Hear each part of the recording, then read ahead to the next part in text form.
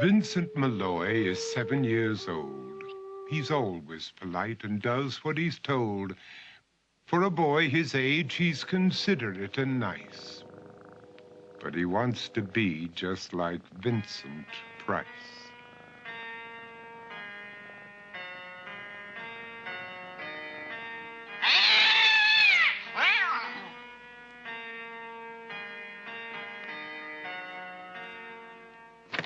He doesn't mind living with his sister, dog, and cats, though he'd rather share a home with spiders and bats.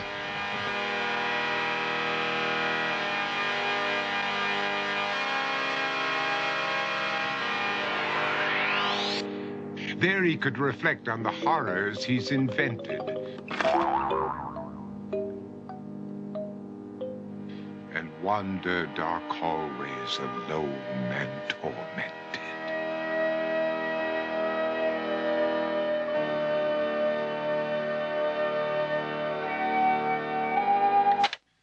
Vincent is nice when his aunt comes to see him, but imagines dipping her in wax for his wax museum.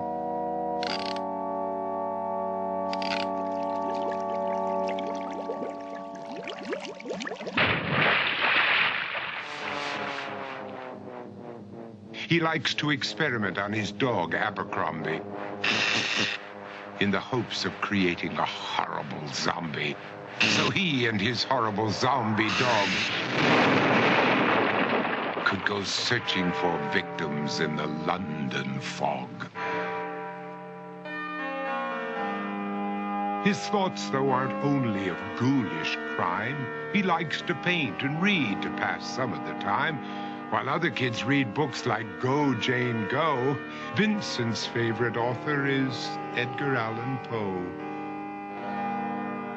One night, while reading a gruesome tale, he read a passage that made him turn pale. Such horrible news he could not survive, for his beautiful wife had been buried alive.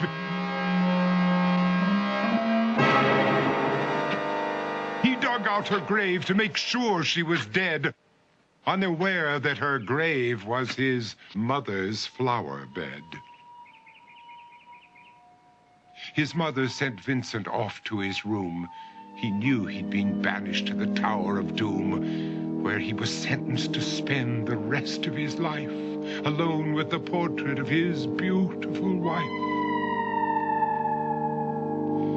While alone and insane, encased in his tomb, Vincent's mother burst suddenly into the room.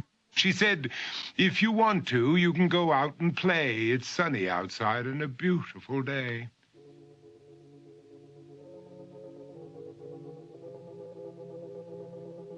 Vincent tried to talk, but he just couldn't speak. The years of isolation had made him quite weak. So he took out some paper and scrawled with a pen, "I am possessed by this house and can never leave it again." His mother said, "You're not possessed and you're not almost dead. These games that you play are all in your head. You're not Vincent Price, you're Vincent Malloy. You're not tormented or insane, you're just a young boy. You're 7 years old and you are my son.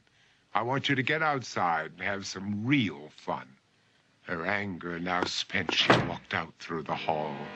And while Vincent backed slowly against the wall, the room started to sway, to shiver and creak. His horrid insanity had reached its peak. He saw Abercrombie, his zombie slave, and heard his wife call from beyond the grave. She spoke from her coffin and made ghoulish demands, while through cracking walls reached skeleton hands. Every horror in his life that had crept through his dreams swept his mad laughter to terrified screams. To escape the madness, he reached for the door, but fell limp and lifeless down on the floor. His voice was soft and very slow as he quoted The Raven from Edgar Allan Poe. "And my soul from out that shadow that lies floating on the the floor shall be lifted nevermore.